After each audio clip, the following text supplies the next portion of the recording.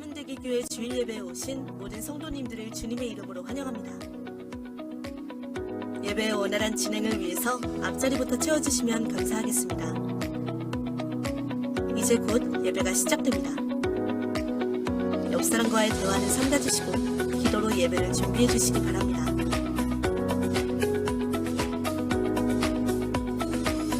핸드폰 전원은 꺼주시거나 진동 모드로 전환해 주셔서 모든 성도들이 다 함께 은혜로운 예배를 드릴 수 있도록 예배 운영에 협조해 주시기 바랍니다.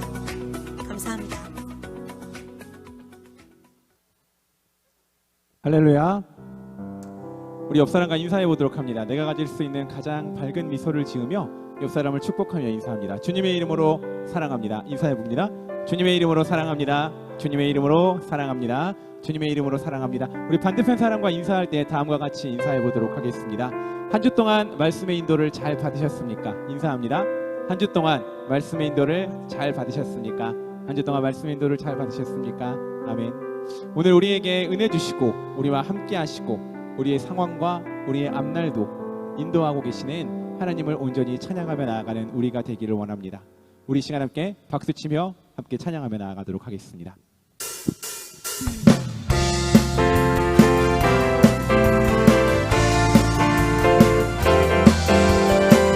함께 찬양합니다. 저 높은 하늘 위로, 저 높은 하늘 위로 밝은 태양 떠오르듯이 나 주저앉지 않으리. 어떤 어려움에도 주의 길을 선택하리. 빛 가운데로 걸으리. 주님을 크게 보는 믿음 가지고 세상에 나타내리라. 놀라운 주의 사랑을, 주의 꿈을 안고 일어나리라. 주의 꿈을 안고 일어나리라. 선한 능력으로 일어나리라. 이 땅의 부흥과 회복은 바로 나로부터 시작되리. 주의 꿈을 안고 일어나리라. 선한 능력으로 일어나리라. 이 땅의 부흥과 회복은 바로 나로부터 시작되리. 한 번 더 고백합니다. 저 높은 하늘 위로, 저 높은 하늘 위로 밝은 태양 떠오르듯이 나 주저앉지 않으리. 어떤 어려움에도 주의 길을 선택하리. 빛 가운데로 걸으리.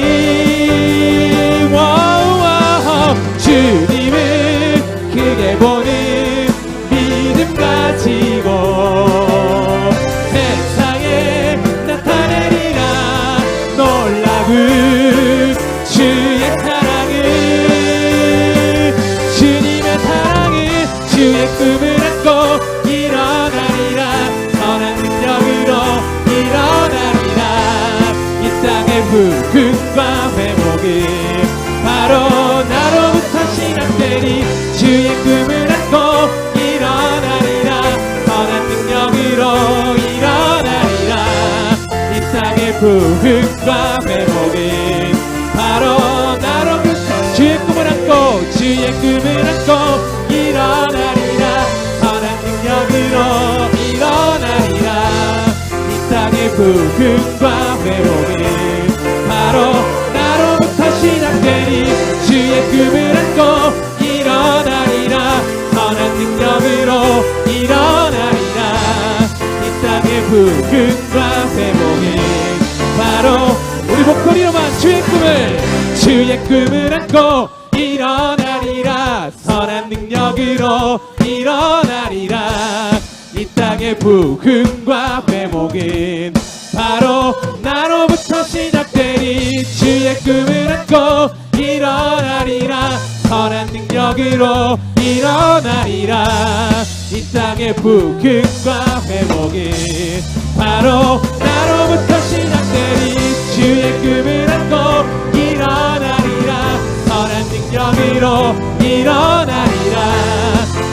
땅의 부흥과 회복이 바로 나로부터 시작되니 주의 꿈을 안고 일어나리라.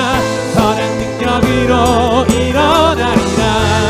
이 땅의 부흥과 회복이 바로 나로부터 시작되니 주님은 나의 사랑, 주님은 나의 사랑, 내 삶의 이유 되시며 어둠 속에 내 소망, 내 노래 되시네. 주님이 주신 기쁨, 주님이 주신 기쁨, 날이 갈수록 커져가리라.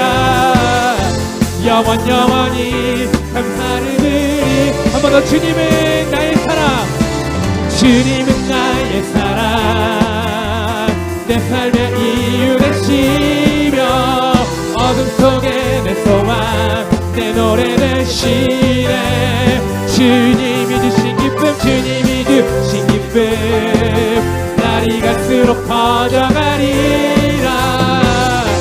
영원히 감사를 드리리. 주님 주신 것, 주님 주신 것 할 수가 없네. 우릴 선택해 불러주셨네. 보좌로부터 생명과 강건한 어느 곳에나 흘러 넘치네. 주님은 나의 사랑, 내 삶의 이유 되시며 어둠 속에 내 소망, 내 노래 되시네. 주님이 주신 기쁨, 날이 갈수록 커져가리라. 영원히 감사를 드리네. 주의 이름을 영원히 높이며 크게 제사 주께 드리리라.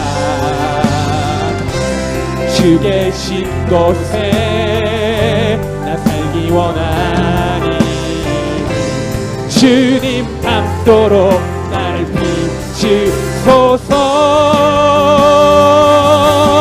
주님은 나의 사랑, 내 삶의 이유 되시며 어둠 속에 내 소망, 내 노래 되시네.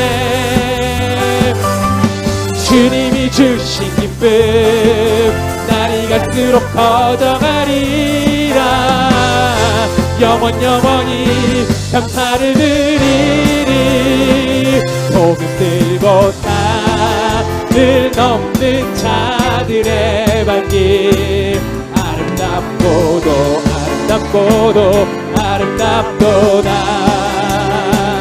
저와 전하며 복된 소식을 외치세. 주 다스리시네. 주 다스리시네. 주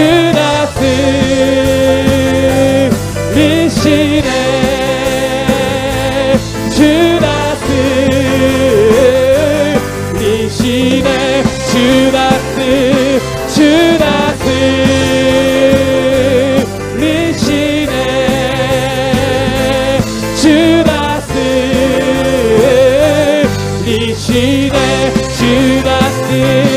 주 다스리시네.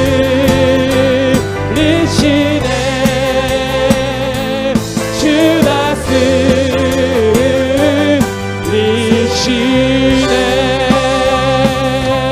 할렐루야. 하나님께 영광의 박수로 우리의 찬양 올려드립니다. 아멘.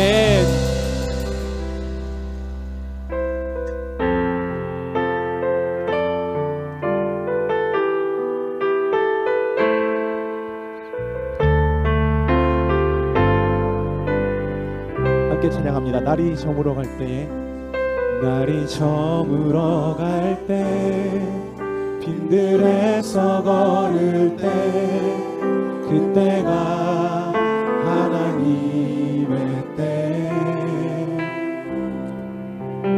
내 힘으로 안 될 때, 고백해 여호와 이래. 우리 모인 이곳에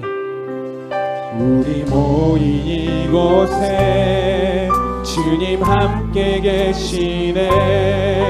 누리네 아버지 은혜. 작은 떡과 물고기 내 모든 걸 드릴 때 모두 고백해 여호와. 우리 전심을 다해 찬양합니다. 주가 일하시네. 주가 일하시네. 주가 일하시네. 주께 아끼지 않는 자에게 주가 일하시네. 주가 일하시네. 신뢰하며 걷는 자에게. 한 번 더 고백합니다. 날이 저물어 갈 때에, 날이 저물어 갈 때, 빈들에서 걸을 때, 그때가 하나님의 때. 내 힘으로 안 될 때, 빈손으로 걸을 때, 그때 고백해 여호와. 하나님께서 일하실 것입니다. 주가 일하시네. 주가 일하시네. 주가 일하시네. 주께 아끼지 않는 자에게 주가 일하시네. 주가 일하시네. 신뢰하며 걷는 자.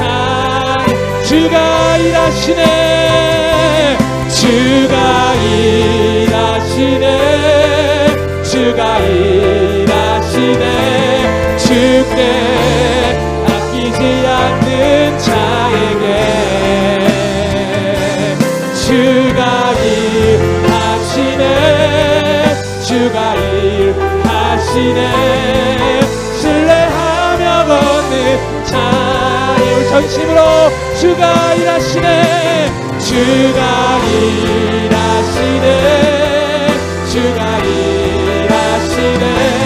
주께 아끼지 않는 자에게 주가 일하시네. 주가 일하시네. 신뢰하며 걷는 자에게 아무것도 두려워 말라. 아무것도 두려워 말라. 주 나의 하나님 지켜주시네. 놀라지 말라. 놀라지 겁내지 마라. 겁내지 마라. 주님 나를 한 번 더 고백합니다. 아무것도 두려워 말라. 아무것도 두려워 말라. 주 너의 하나님이 지켜주시네. 놀라지 마라. 겁내지 마라. 주님 나를 지켜주시네. 내 맘에 힘이 겨워, 내 맘에 힘에 겨워 지칠지라도 주님 나를 지켜주시네. 세상의 험한 풍파 몰아칠 때도 주님 나를 지켜주시네.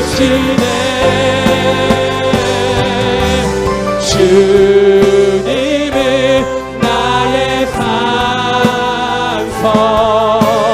주님은 나의 요새, 주님은 나의 소망, 나의 힘이 되신 여호와. 내 맘에 힘에 겨워 지칠지라도 내 맘이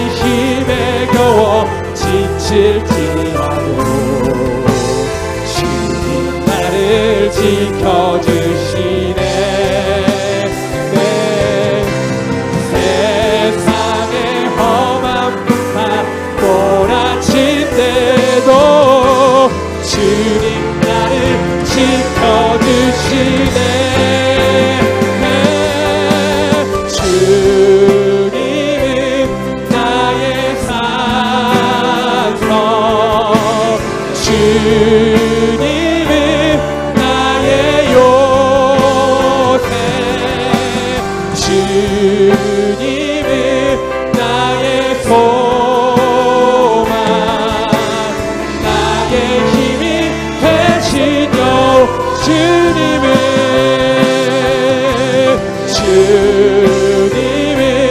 나의 산성 주님은 나의 요새 주님은 나의 소망 나의 힘이 되신 여호와.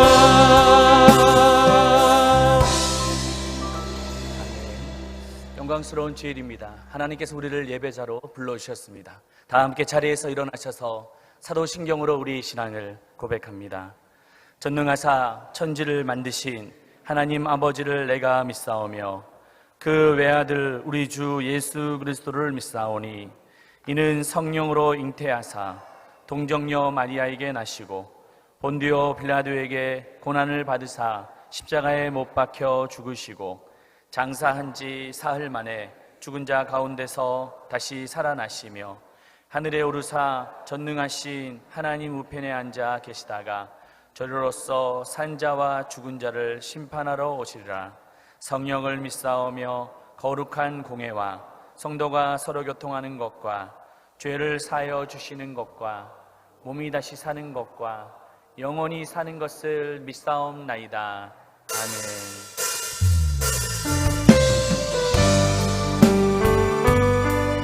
우리의 마음과 뜻과 정성을 다하여 살아계신 하나님을 찬양하며 나아갑니다.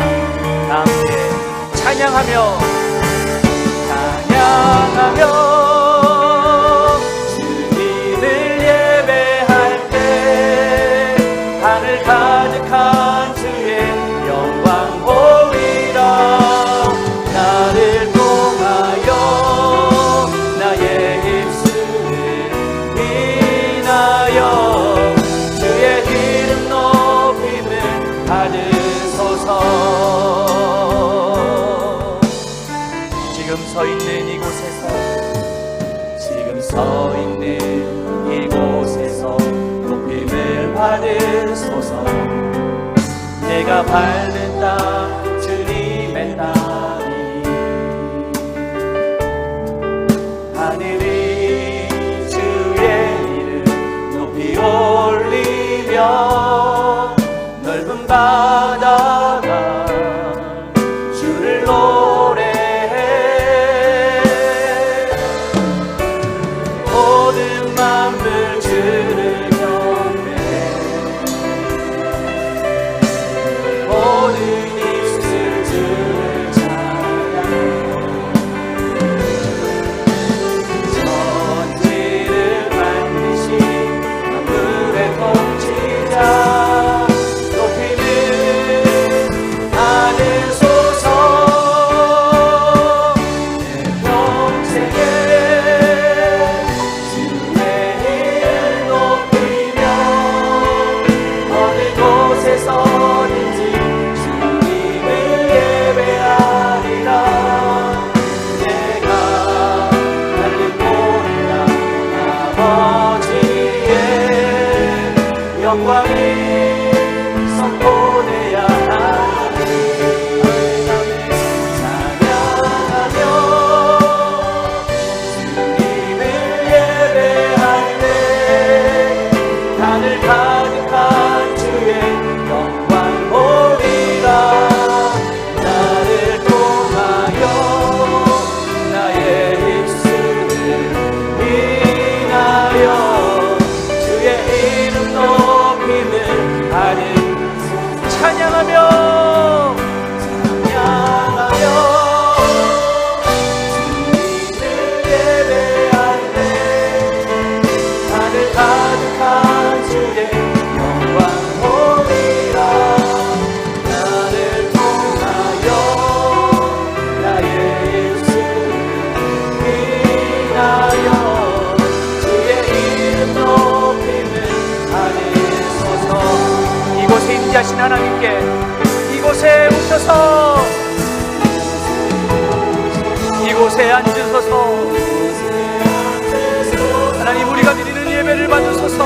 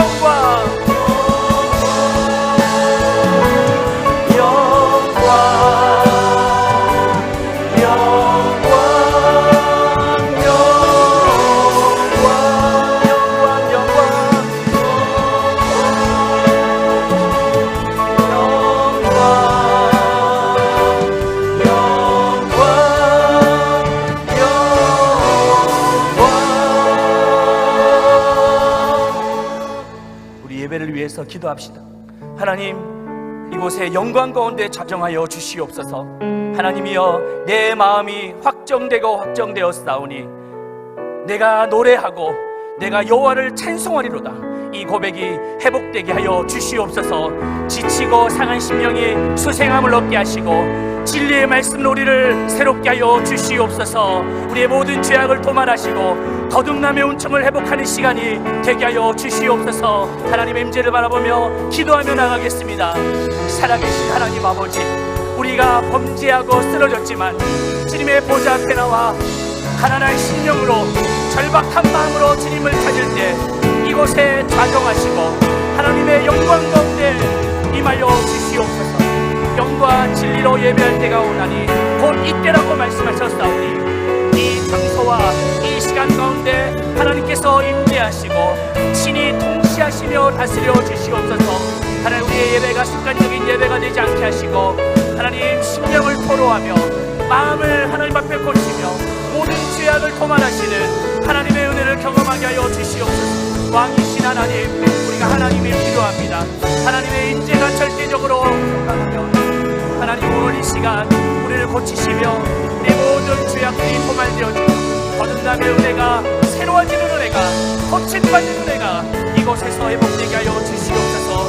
주님 영과 진리로 예배하게 하시며 하나님, 모든 질병이 떠나가고 마음의 상처를 위로받는 놀라운 은혜의 은혜가 되도록 도와주시옵소서.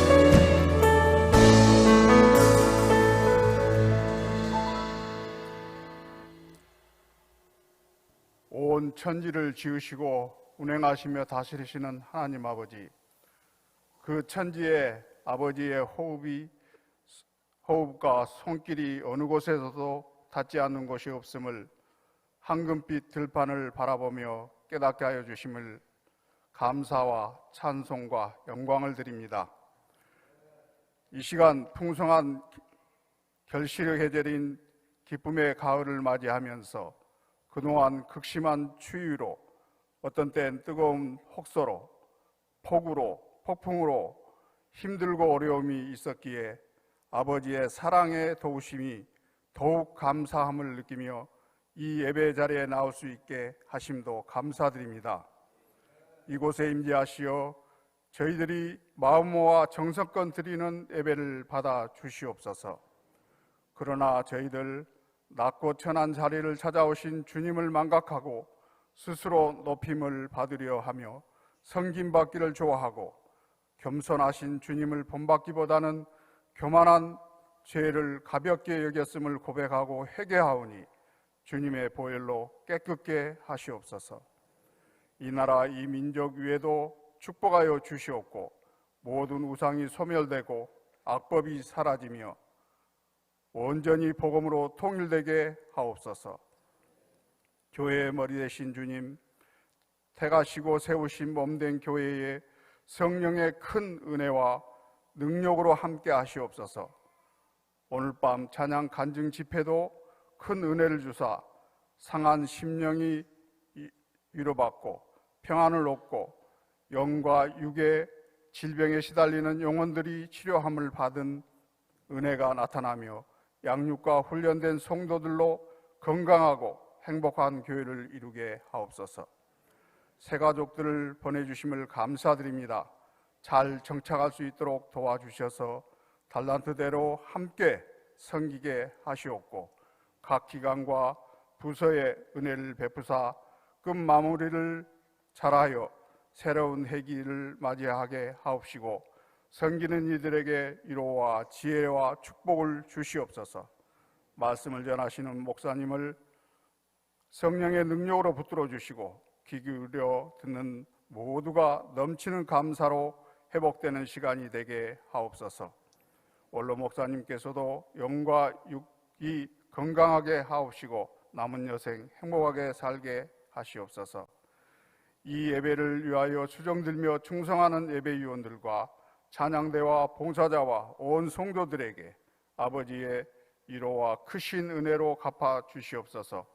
복음을 들고 선교하는 선교사들과 그 가정과 선교지 위에 주님의 은혜가 풍성한 열매로 채워주실 것을 믿사오며 우리 주 우리를 구원하신 예수 그리스도 이름으로 기도드리옵나이다. 아멘.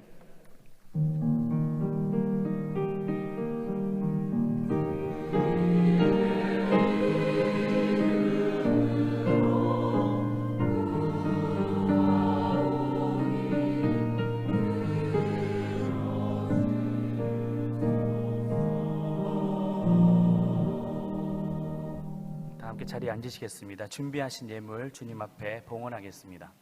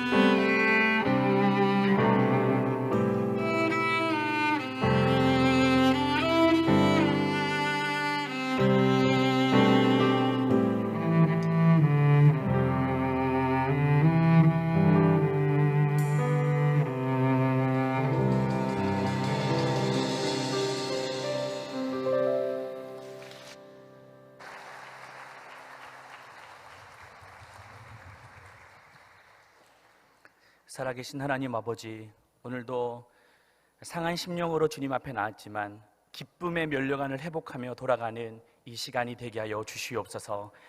자매가 드리는 몸 찬양을 기뻐 받으시고 평생의 삶이 여호와께서 기뻐하시는 산제물이 되게 하시고 우리도 꽃처럼 향기 나는 우리의 삶이 되도록 축복해 주시옵소서. 오늘 드려지는 예물 속에 마음과 중심을 담은 신앙 고백을 담은 예물을 올려드립니다. 그의 모든 삶의 현장 속에 하나님께서 복을 주시고 모든 하는 손대는 일들마다 하나님의 형통으로 채워 주시옵소서.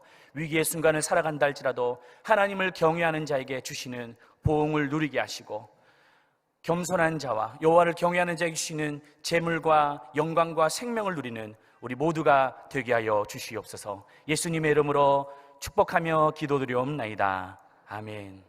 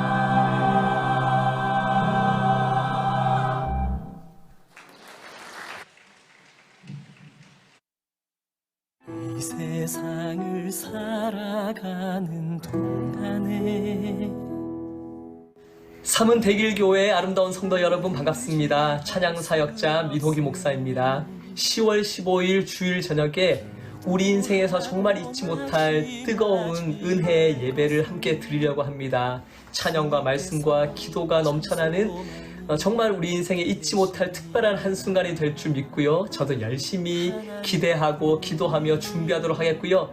많은 성도님들이 온 가족 함께 또 믿지 않는 영혼들, 잃어버린 영혼들, 태신자들, VIP들 모시고 오셔서 함께 은혜 안에 찬양 안에 행복한 시간이 되시기를 간절히 원하고 바라고 기도합니다. 여러분 사랑하고 축복합니다.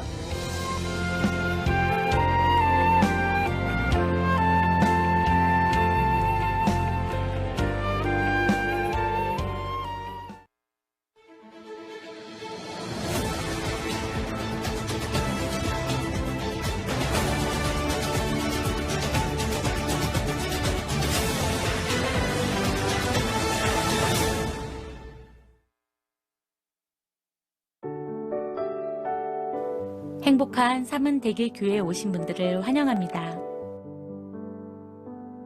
오늘 저녁 예배는 민호기 목사님 찬양 간증 집회로 드립니다. 태신자와 함께 은혜의 시간 되세요. 2부 예배에는 새가족 수료식이 있습니다. 이번 주 가을 행축 행복 매뉴얼 실행 지침은 셀 순위 예배입니다. 세례 일정이 나왔습니다.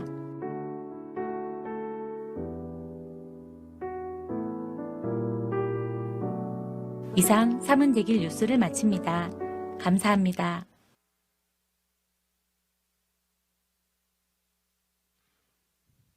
지금부터 2023년 10월 새가족 수료식을 시작하겠습니다. 총 28분의 새가족들이 4기 새가족반 가정을 수료하였습니다. 박형우님 외 27명의 수료자들께서는 자리에서 일어나 주시기 바랍니다. 다음은 담임 목사님께서 나오셔서 수료증을 수여하시겠습니다. 수료자 대표 박형우님은 강단 위로 올라와 주시기 바랍니다.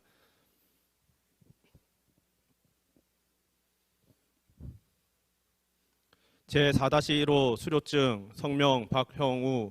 위의 사람은 본교회 2023년 새가족 교육과정을 다 마치었으므로 이 증서를 수여합니다. 2023년 10월 15일 삼은대길교회 담임 목사 홍석균. 박수로 격려해 주시기 바랍니다.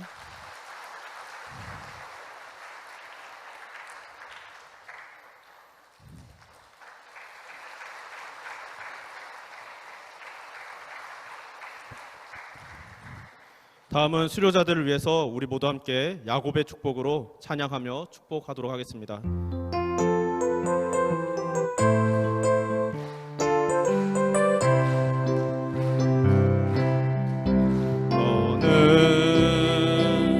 담장 너머로 뻗은 나무 가지에 푸른 열매처럼 하나님의 귀한 축복이 삶에 가득히 넘쳐날 거야.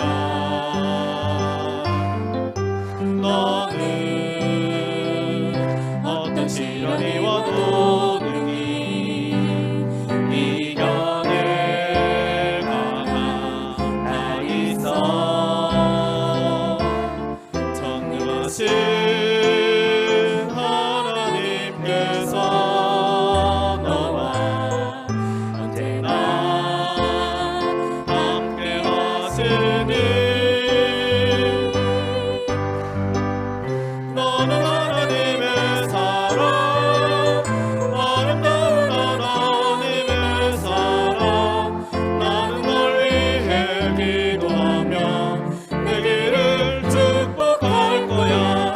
너는 하나님의 선물, 사랑스러운 하나님의 열매, 주의 품에 꽃 피운 나무가 되어줘. 축복합니다. 수료자들께서는 자리에 앉아주시기 바랍니다. 앉아주시기 바랍니다. 새가족반 4기 가정을 수료하신 분들이 행복한 사물들교회에서 신앙생활을 보다 잘할 수 있도록 성도님들의 많은 관심과 기도 부탁드립니다. 그리고 수료자분들은 예배 후 기념 촬영이 있사오니 자리에 남아 주시기 바랍니다. 다음은 수료자 임영재, 심계현님의 신앙 소감을 영상으로 보신 후 모든 순서를 마치겠습니다. 감사합니다.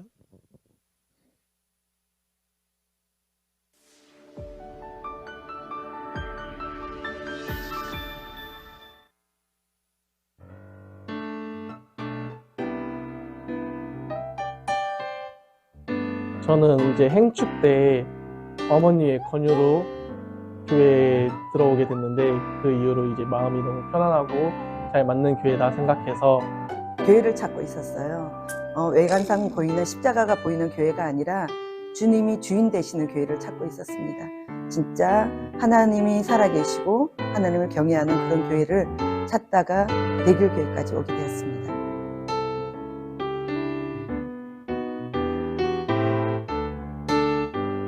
잘 아는 CCM 같은 게 많이 나오고 이러니까 워낙 찬송 쪽으로 좋아해서 많이 다가갈 수 있는 그런 제일 첫날 본당문을 딱 여는데 그 찬양이 하나님 임재를 느끼게 하는 거예요.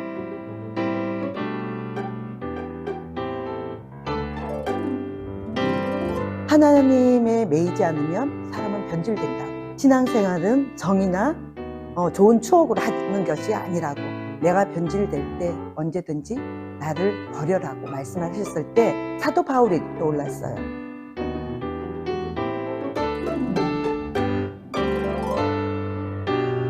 교회랑 말씀에 대해서 어떻게 다가가야 되는지 다들 되게 편하게 잘 대해주셨던 것 같아요. 많이 우울하고 지치는 게 좀 컸었거든요. 교회를 다니면서 더 편안해지는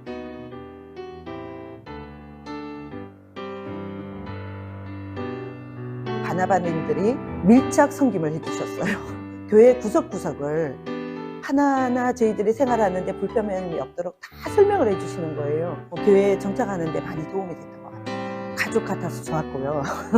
제 믿음 생활을 다시 한번 점검해보고 재정립하는 그런 시간이 되어서 참 기쁘게.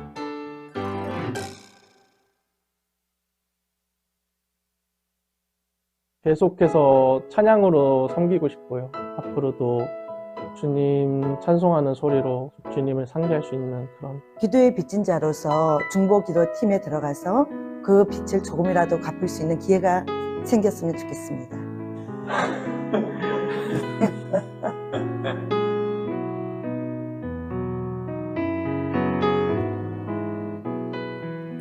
우리 하나님께 박수로 영광 돌리겠습니다. 그리고 오늘 3, 4분기 세가족부 수료식 하신 대상자분들에게도요, 너무 감사하고 축복합니다. 이곳에서 신앙의 뿌리를 잘 내리시고 행복한 신앙생활 되시기를 축복합니다. 여러분 많이 도와주시고 많이 기도해 주시면 좋겠습니다. 그리고 오늘 저녁 집회 때는 특별한 시간이 있습니다. 우리 민호기 목사님 정말 주옥 같은 찬양이 많으신데 오늘 꼭 참석해 보십시오. 늘 대예배만 드리지 마시고 한번 저녁 예배 나오셔서 은혜도 받고, 또 주변에 은혜가 필요한 사람 많잖아요. 또 태신자, 또 우리 주변에 교회를 다니다가 안 다니시는 분들도 권면하셔서 은혜의 깊은 자리에 동참해 주시면 감사하겠습니다. 우리 옆 사람에게 한번 인사하겠습니다. 당신은 축복의 사람입니다. 네, 다시 한번 당신은 행복한 사람입니다. 네, 감사합니다. 오늘 우리에게 주시는 말씀은 사무엘상 16장 10절에서 13절입니다. 사무엘상 16장 10절에서 13절입니다. 구약성경 434페이지에 있습니다.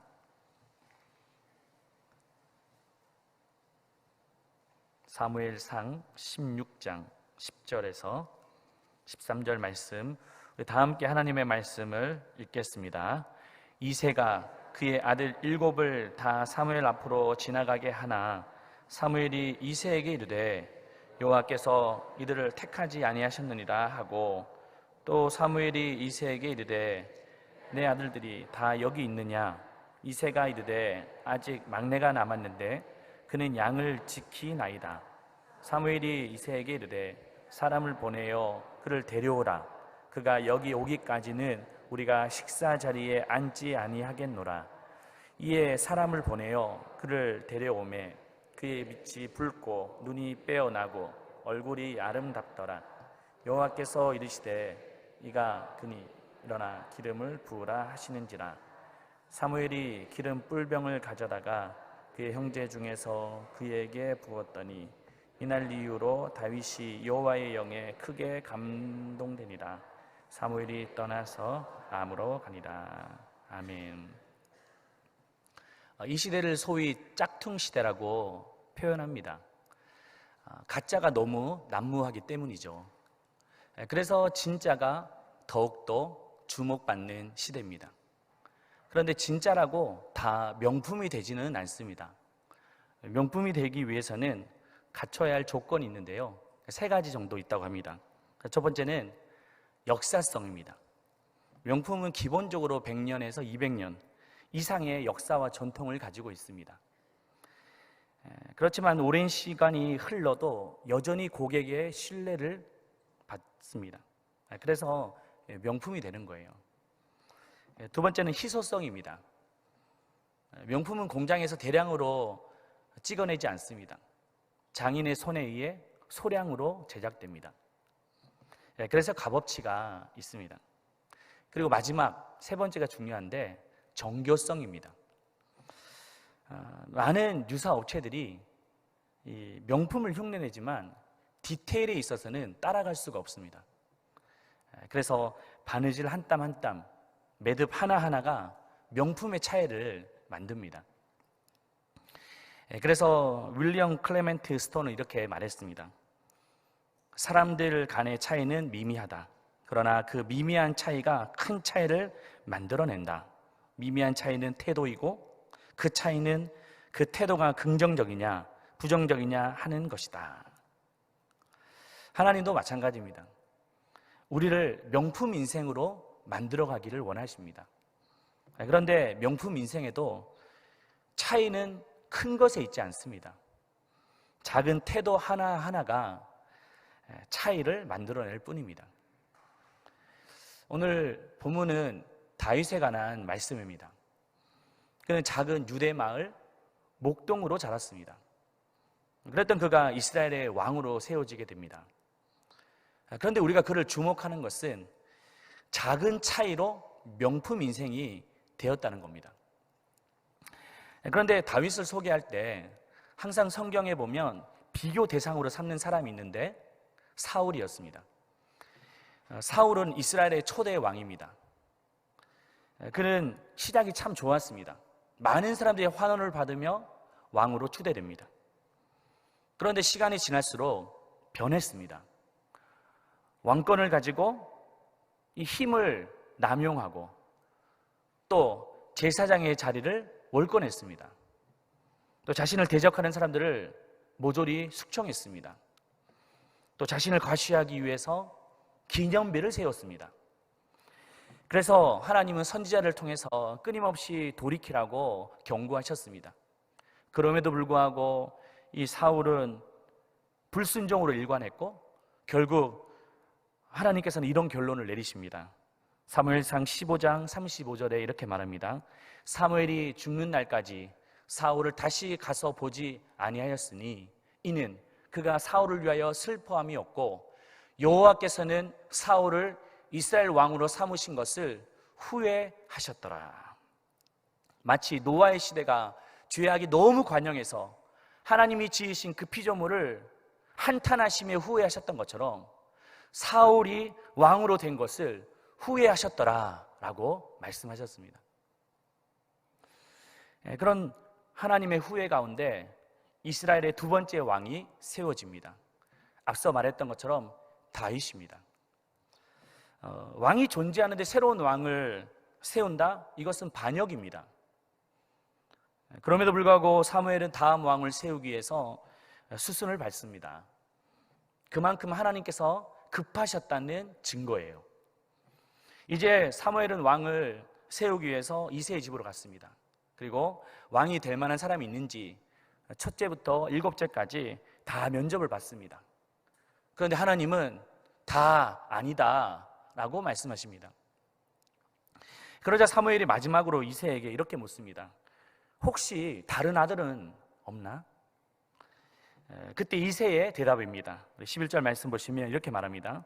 또 사무엘이 이새에게 이르되 내 아들들이 다 여기 있느냐? 이새가 이르되 아직 막내가 남았는데, 이새의 막내 아들 다윗이었습니다. 막내라는 말은 카탄이라는 히브리 언어로 하차는 이란 말이에요. 또 다윗은 막내이기도 하지만 8째입니다. 히브리어의 중에서 7은 완전수입니다. 근데 8은 불완전수예요. 다시 말해 8째 이 다윗은 자격 미달입니다. 다윗은 하찮고 자격 미달이었던 무명의 아들이었습니다. 그랬던 그를 하나님이 기름 부으십니다. 이스라엘의 왕으로 세우십니다. 세상의 기준으로 봤을 때는 너무나도 하찮고 자격 미달이지만 하나님이 보실 때는 그를 귀하게 보셨습니다. 그렇다면 그 이유가 무엇이었을까요? 저는 오늘 이 말씀을 통해서 그 이유를 찾고자 합니다. 3가지가 있는데요. 첫 번째, 바로 광야의 영성이 있었습니다. 작은 차이로 명품의 신앙을 이루었던 그 첫 번째 이유는 광야의 영성. 우리 11절 말씀을 같이 한번 읽어볼까요? 또 사무엘이 이새에게 이르되 내 아들들이 다 여기 있느냐? 이새가 이르되 아직 막내가 남았는데 그는 양을 지키나이다. 형들은 면접을 보기 위해서 다 집안에 있는데 다윗만 홀로 양을 치고 있습니다. 이 말은 광야에 있다는 말이에요. 사울 왕도 어떻습니까? 그에게는 광야가 없었습니다. 여기에 중요한 진리가 숨겨져 있습니다.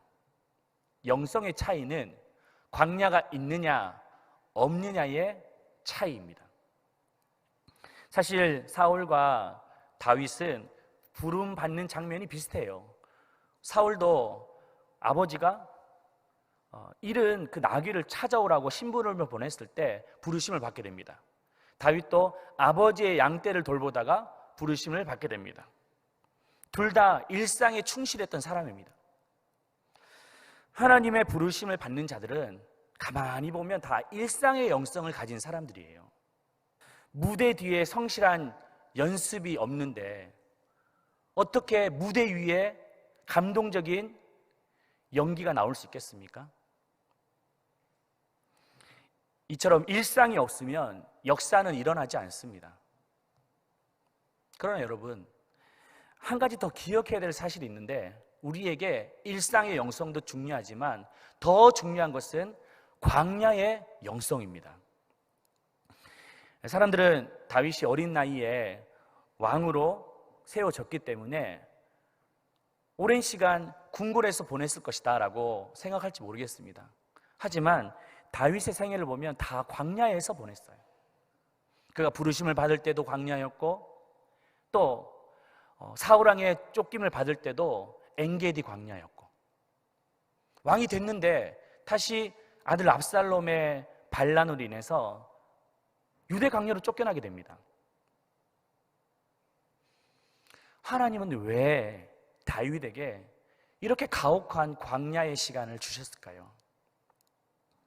근데 이 질문은 반대로 이렇게 해볼 수 있습니다. 만약 다윗에게 광야의 시간이 없었다면 어떻게 되었을까요? 라는 거예요. 쓰임받을 수 없습니다. 쓰임받는다 할지라도 제2의 사울이 되었을 것입니다. 사울은 교만하고 무례하고 완악한 왕입니다. 똑같이 되었을 거예요. 그래서 짐 에드워드가 쓴 새왕 이야기라는 유명한 책이 있습니다. 그 책에 보면 하나님께서 다윗에게 광야의 시간을 허락하셨던 이유는 다윗에게 있는 사울왕의 기질을 뽑아내기 위해서였다라고 말하고 있습니다. 우리는 광야를 피하려고만 합니다. 그러나 광야가 없으면 가나안의 축복이 없음을 믿으시길 바랍니다. 바울도 그렇습니다. 부르심을 받고 바로 복음 사역을 하지 않았어요. 아라비아로 광야로 가서 3년 동안 지냅니다. 물도 마시지 못하고 잘 먹지도 못하는 그런 시간. 그렇지만 그곳에서 하나님과의 독대의 시간을 보냈습니다. 예수님도 공생의 사역을 바로 시작하지 않았어요. 그는 광야에서 사단의 시험을 받습니다. 그러나 그 시험을 이길 때 결국 하나님의 아들임을 증명하게 되었습니다. 우리 집안에도 광야의 시간을 보내는 한 사람이 있습니다. 저희 첫째 아들 홍은수입니다. 여러분들 잘 아시겠지만 우리 첫째 아들은 음악을 합니다. 근데 처음 음악을 하겠다고 했을 때 무슨 소리냐고 반대했습니다. 또 찾아와서 음악한다고 하면 안 된다라고 거절했습니다. 그런데 어느 날 정말 진지하게 찾아와서 아버지, 저를 한번 믿어주세요. 한번 열심히 한번 해보겠습니다 라고 하는 거예요. 그래서 그 말을 듣고 한번 밀어주기로 했습니다. 또 서울에 가서 배워야 된다고 레슨비를 달라고 했습니다. 사실 버거웠지만 사실 부모의 마음이 그렇잖아요. 자녀가 뭐 한다 그러면 밀어주고 싶은 마음이 있잖아요. 그래서 하라고 지원을 해주었습니다. 그래서 처음에 열심히 했습니다. 서울까지 무거운 기타를 들고 왔다 갔다 하면서 고생을 했어요. 그런데 한 달, 두 달, 6개월, 8개월, 9개월 지나면서 시들시들해져 갔습니다. 그리고 숙제도 안 해가고 또 연습도 안 해가고 피곤하면 자빠져 주무십니다. 현불이 났습니다. 그래서 혼내기도 하고 타이르기도 하고 그런데 변하지가 않는 거예요.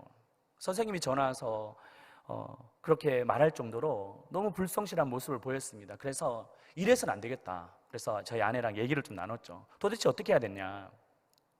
우리 청년들 중에 보면 알바를 2개 하면서 그 등록금을 충당하는 정말 귀한 청년들도 많아요. 근데 부모가 다 지원해주고 하니까 감사도 모르고 열심도 없고, 그래서 불러다가 이렇게 얘기했습니다. 봐라, 네가 정말 열심히 한다 해서 우리가 지원해 준 거 아니냐. 너 할 말이 있냐. 선생님한테 전화 오는 게 말이 되냐. 본인도 자기가 한 행동을 아니까 인정하는 거예요. 그리고 그때부터 레슨비, 차비, 식비를 다 끊었습니다. 그때부터 홍은수의 광야가 시작되었습니다. 음악은 하고 싶은데 돈은 없죠. 그래서 하루는 갈비집에서 일을 했대요. 하루 종일 일했는데 얼마 벌지도 못하고 허리만 아프고 하루 만에 그만뒀답니다. 그리고 이제 차비가 없으니까 성환역에 내려서 여기까지 밤늦게 걸어도 왔답니다. 지켜보는 부모의 마음이 얼마나 힘들었겠습니까? 하지만 광야의 시간이 필요했습니다. 그런데 놀라운 것은 광야가 사람을 만들어가는 거예요. 갑자기 안 나오던 새벽 기도를 나오기 시작했습니다. 그리고 안 하던 공부를 시작했습니다. 그리고 레슨비가 없으니까 본인이 누구를 음악을 가르쳐 주면서 또 레슨을 해주면서 레슨비를 마련하는 거예요. 그 모습을 보면서 우리도 때로는 광야가 필요하구나라는 것을 느꼈습니다. 그렇습니다. 우리에게도 광야가 필요합니다. 왜냐하면 광야라고 하는 것은 인간의 가능성이 극소화되고 하나님의 가능성이 극대화되는 곳이기 때문입니다. 혹시 여러분들은 광야의 시간을 보내고 있습니까? 힘겨운 시간일지 모르겠습니다. 하지만 광야를 통해서 하나님은 우리를 명품 신앙으로 만들어갈 줄로 믿습니다. 두 번째는 여호와의 영이 머물렀습니다. 우리 13절 말씀 같이 한번 읽어볼까요? 사무엘이 기름 뿔병을 가져다가 그의 형제 중에서 그에게 부었더니 이날 이후로 다윗이 여호와의 영에 크게 감동되니라. 성경은 사울을 말할 때 여호와의 영이 떠난 사람이라고 표현합니다. 하지만 다윗을 말할 때는 여호와의 영이 임한 사람이라고 말합니다. 여호와의 영이 있느냐 없느냐는 대단히 중요합니다. 삶의 태도가 달라지기 때문입니다. 사울과 다윗은 사실 똑같은 대적 블레셋을 만났습니다. 하지만 대적을 대하는 태도가 달랐습니다. 먼저 사울은 신체적인 조건이 키도 크고 건장하고 부족함이 없었습니다. 하지만 골리앗 앞에서 너무나도 무기력하고 초라했습니다. 여호와의 영이 떠나면 나타나는 현상이 있는데 겉모술수에 강합니다. 골리앗은 너무 두렵고 백성들이 전쟁에 나가야 되는데 나가진 않고, 그러니까 백성들과 거래를 합니다. 사무엘상 17장 25절 보시면 이렇게 말합니다. 그를 죽이는 사람은 왕이 많은 재물로 부하게 하고 그의 딸을 그에게 주고 그 아버지의 집을 이스라엘 중에서 세금을 면제하게 하시리라. 가장 비겁한 것이 돈으로 장난치는 사람이잖아요. 이 사울은 사람들이 전쟁에 안 나가니까 전쟁에 나가면 막 돈도 주고 딸도 주고 또 세금을 면제해 줄 것이다. 그렇게 회유합니다. 이 모습은 하나님의 방법이 아니라 지극히 인간적인 방법입니다. 우리 주변에도 반칙과 꼼수를 사람이 있잖아요. 곤모순수에 눈합니다. 또 조삼모사의 삶을 살아갑니다. 자신의 목적을 이루기 위해서 온갖 지저분한 방법을 다 씁니다. 사울이 그러했습니다. 그러나 반면 다윗은 어떻습니까? 골리앗이 전쟁에 나와 소리치고 있을 때 두려워하지 않습니다. 골리앗은 키가 2m 이상이 되고 들고 있는 칼도 7kg가 되는 엄청난 무게를 가지고 있는 힘의 대명사였습니다. 40일 동안 와가지고 이스라엘 백성들을 괴롭히고 또 소리 지르는 그런 모습이었습니다. 그래서 사람들은 다 두려워 떨었어요. 사울도 두려워 떨었습니다. 그러나 그때에 다윗은 일어나 그 전쟁으로 나아갑니다. 그리고 이렇게 외칩니다. 너는 창과 칼과 단창으로 내게 오지만 나는 만군의 여호와 이름으로 너희에게 나가노라. 그 이유가 무엇이었을까요? 그 이유는 여호와의 영이 임했기 때문입니다. 사랑하는 여러분, 여호와의 영을 사모하시기를 축복합니다. 여호와의 감동이 있기를 바랍니다. 우리가 이 세상을 살아갈 수 있는 것은 우리의 힘으로 되지 않습니다. 우리의 지혜로 되지 않습니다. 여호와의 영으로 우리가 충만함을 입어야 됩니다. 그때 담대함이 생깁니다. 용기가 생깁니다. 세상은 마치 거대한 골리앗처럼 우리를 위협합니다. 신앙? 그게 뭐 반면교죠? 성경적인 이 내용이 세상과 맞는 것 같아? 교회를 간다고 해서 뭐 달라질 게 있어? 그러면 우리는 주눅 드는 마음이 되죠. 그러나 이러한 외침은, 세상의 말들은 마치 골리앗이 소리만 지르고 있는 그런 허상과 다름이 없습니다. 여러분, 여호와의 영이 임하면 허상에 압도되는 것이 아니라 세상을 압도할 줄로 믿습니다. 마지막 세 번째는 스펙이 아닌 스토리가 있었습니다. 스펙이 아닌 스토리. 골리앗과 다윗의 차이는 스토리였습니다. 골리앗의 허세는 스펙에 있었고 다윗의 실력은 스토리에 있었습니다. 다윗은 골리앗이 이스라엘을 협박한다라는 소식을 듣고 가만히 있을 수 없었습니다. 출전 의사를 밝힙니다. 그때 형들은 무시하는 거예요. 너 교만해가지고 전쟁에 구경하러 왔냐고. 또 사울왕도 너같이 초라한 아이가 무슨 전쟁에 나가냐고. 정 나간다면 이 전투복을 주겠다. 그러나 그 전투복을 거절합니다. 그리고 그는 물맷돌을 듭니다. 그리고 전쟁에 나갑니다. 그 이유가 무엇이었을까요?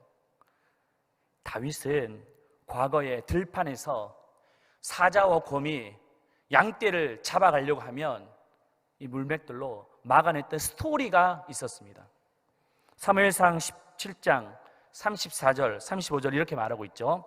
다윗이 사울에게 말하되 주의 종이 아버지의 양을 지킬 때에 사자나 곰이 와서 양떼에서 새끼를 물어가면 내가 따라가서 그것을 치고 그 입에서 새끼를 건져냈었고. 그렇습니다. 그는 화려한 스펙은 없었지만 확실한 스토리가 있었습니다. 우리도 마찬가지입니다. 세상을 이기는 것은 스펙 같지만 스토리예요. 세상을 놀라게 하는 것은 어설픈 스펙이 아니라 확실한 스토리가 필요합니다. 그러므로 나만의 확실한 스토리가 있어야 돼요. 스토리가 모일 때 히스토리가 됩니다. 그 대표적인 사람이 바로 본죽, 우리 잘 알죠? 그 대표이사인 최복희 씨입니다. 이분은 이 사업은 부업이고 이 선교가 본업이라고 말을 합니다. 이분은 얼마나 귀한 일을 하신지 몰라요. 수익금으로 선교사를 돕고 의료비를 지원하고 또 선교사 자녀들에게 학자금을 지원해 줍니다. 또 무료로 성경을 보급하면서 사역을 하고 있어요. 근데 그는 처음부터 그런 사람이 아니었습니다. 200년 동안 무속신앙 속에 자랐던 환경이었어요. 그리고 너무너무 가난했습니다. 결혼을 했는데 너무 가난해서 단칸방에서 살았어요. 그리고 뭔가 사업을 시작했는데 부도가 나면서, 연쇄 부도가 나면서 빚쟁이가 찾아오고 도망자 신세가 되었습니다. 심한 우울증을 앓게 되었고 정신병원까지 입원하게 되었습니다. 바닥의 삶을 산 거예요. 그런데 하나님은 그곳에서 만나 주셨습니다. 그 바닥에 엎드려 꼬꾸라지면서 울면서, 하나님, 내가 잘못했어요. 하나님, 모르고 살았습니다. 나를 용서해 주세요. 나를 살려주세요. 그때 하나님께서 그녀를 만나 주셨습니다. 그리고 이제 퇴원을 해서 열심히 살아보겠다고 호떡 장사도 하고 어디 요리 학원에 설거지도 했었습니다. 그런데 세상이 만만치 않잖아요. 어느 날 요리 학원에서 이제 설거지도 못하게 된다고 해고 통보를 받습니다. 그 상황 속에서 절망하고 있을 때 우연히 그 요리 학원이 그 창업 컨설팅도 해주는 그런 곳이었는데, 이 죽 프랜차이즈에 대해서 우연히 소식을 듣게 됩니다. 그런데 그 당시에는 이 죽을 가지고 뭐 프랜차이즈를 한다는 것은 상상도 할 수 없었어요. 왜냐하면 지금처럼 보편화되지 않았기 때문이죠. 그런데 이런 생각이 나더래요. 내가 인생도 죽 썼는데 죽이라도 해보자, 그런 마음이 들면서 죽을 시작했다고 합니다. 근데 대박이 난 거예요. 어떤 사람이 양복을 입고 죽을 먹는 모습을 보면서 그 전의 생각, 이 죽은 그냥 뭐 때우는 음식이라고 생각했는데 잘 차려주면 대접받는 음식이 될 수 있다라는 생각을 하게 되고 시작했는데 하나님의 비전을 본 겁니다.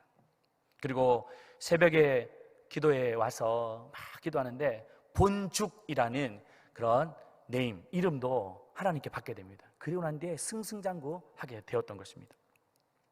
그녀에게는 스토리가 있는 거예요. 스펙은 없지만. 저도 목회를 하면서 많은 힘든 일들이 있었습니다. 지나고 나서 보면 다 하나님의 은혜였어요. 근데 그 사역의 행간 속에 스토리를 주시더라고요. 어떤 장결자 성도님이 나오지 않아서 전화해도 안 나오고, 집에 찾아갔는데 알코올에 중독이 돼서 이제 쓰러져가지고 코마 상태가 온 거예요. 급하게 병원에 옮겼는데 살아난 겁니다.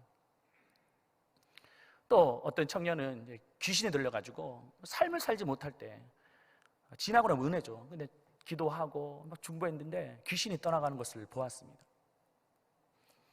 또 신천지에 빠져 있는 그 아이를 그 소굴에 들어가서 빼오고, 또 어떤 성도님은 남편에게 너무 맞아가지고 이제 자살하려고 하는 그 상황 속에서 신방하고 권면해서 다시 살아나고 회복되는 그런 모습을 보았습니다.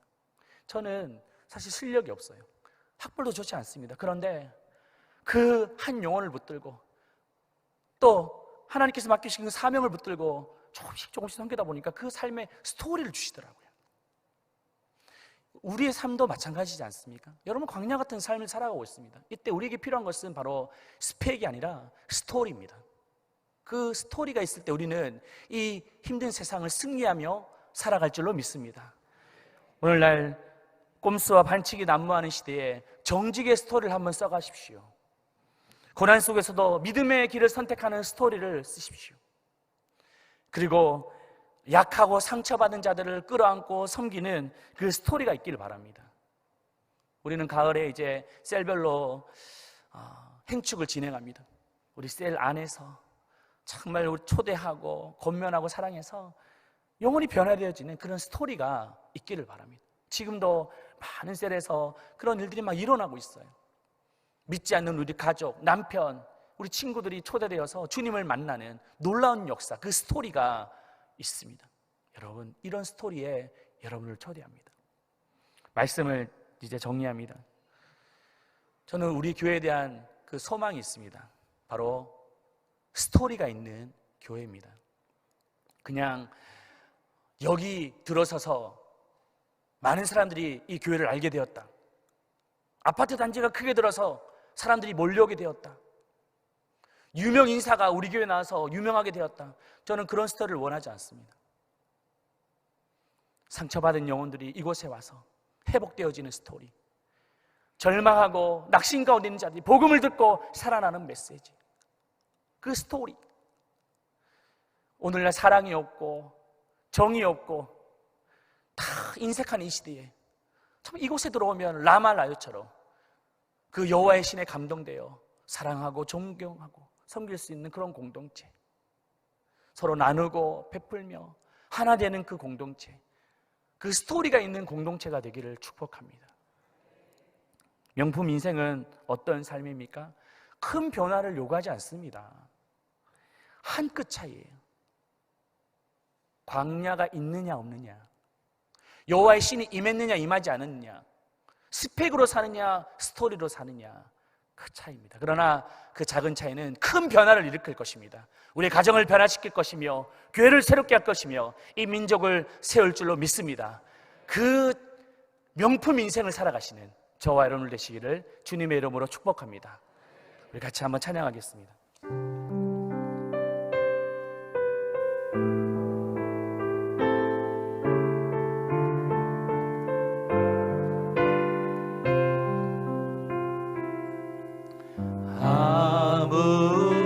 아무것도 두려워 말라. 주 나의 하나님이 지켜주시네. 놀라지 마라, 겁내지 마라. 주님 나를 지켜주시네. 다시 한번 아무것도 두려워 아무것도 두려워 말라. 주 나의 하나님이 지켜주시네. 놀라지 마라, 겁내지 마라. 주님 나를 지켜주시네. 내 마음이 힘에 겨워 지칠지라도, 내 맘에 힘에 겨워 지칠지라도 주님 나를 지켜주시네. 세상의 험한 풍파 몰아칠 때도 주님 나를 지켜주시네.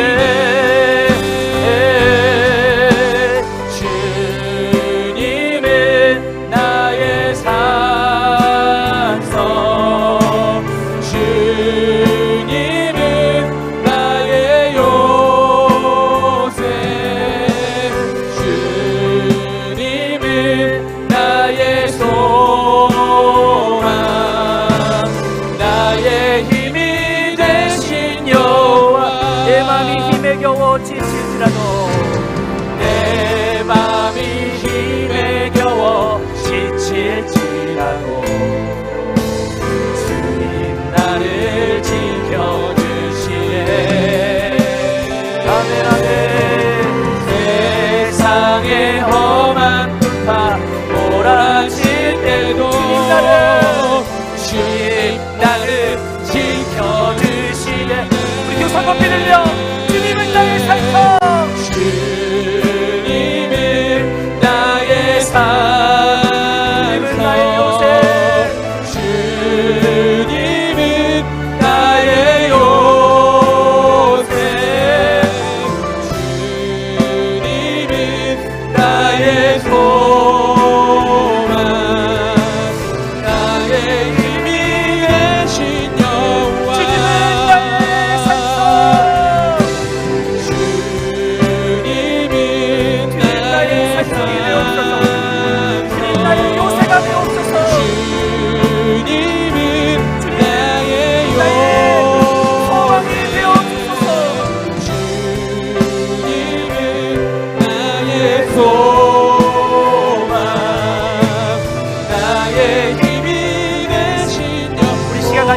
기도합시다. 여러분, 광야 인생을 살아가고 있잖아요. 말할 수 없는 아픔 속에, 해결되지 않는 문제 속에 살아가고 있잖아요. 무엇이 필요합니까? 우리의 스펙? 아닙니다. 여호와의 영이 임하여야 될 줄로 믿습니다. 하나님, 내 마음속에 임하여 주시옵소서. 내 상한 마음을 치료하여 주십시오. 그래서 여호와만이 나의 소망 되시며 나의 산성이 되시며 요새가 됨을 믿습니다. 그 하나님을 가지고 우리 나아갈 때 스토리가 있는 인생이 되게 하여 주시옵소서. 하나님의 손에 들림받는 자 되게 하여 주시옵소서. 주님 찾고 기도합니다. 주여, 주여, 주여. 아무것도 두려워하지 말아라. 주 나의 하나님이 너를 지켜줄 것이다. 놀라지 말아라. 겁내지 말아라. 주님 나를 지켜주시리라.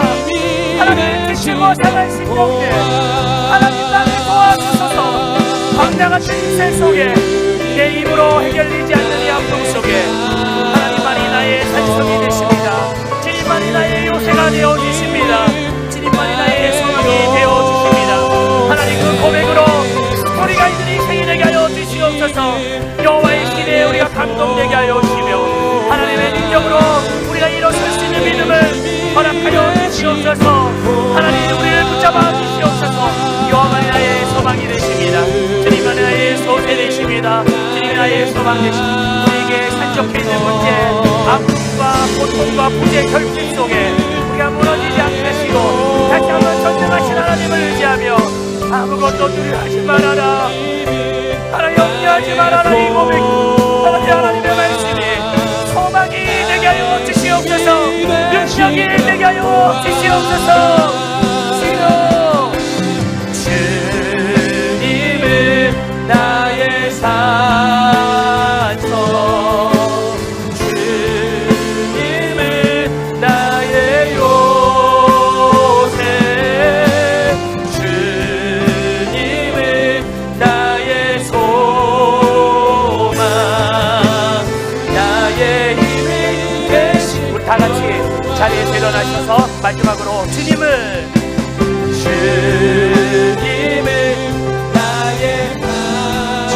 나의 요새 되십니다. 주님은 나의 요새,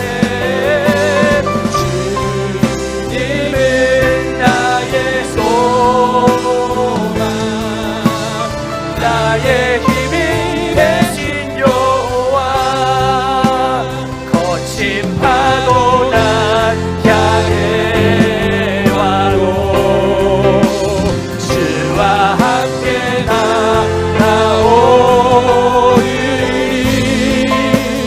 폭풍 가운데 나의 영혼 주를 보리라. 다시 한번. 거친 파도 날 향해 와도, 거친 파도 날 향해 와도 주와 함께 나아오리니. 아멘. 가운데 나의 영혼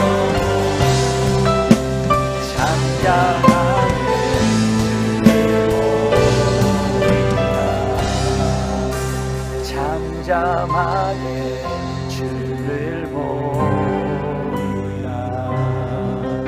잠잠하게 주를 보리라. 이제는 만왕의 왕 되신 우리 구주 예수 그리스도의 은혜와 하나님의 다음 없는 사랑과 광야의 시간을 보낸다 할지라도 여호와의 영을 보내시고 우리를 충만케 하여 광야를 통과하며 또 스펙이 아닌 스토리가 있는 인생 되기를 소망하는 성령님의 역사가 오늘도 주님의 품에 안겨 세상을 두려워하지 않고 하나님을 두려워하여 산성과 요새와 소망 되신 주님 앞에 승리하는 주의 백성들 머리 위에 영원토록 함께 있을지어다. 아멘.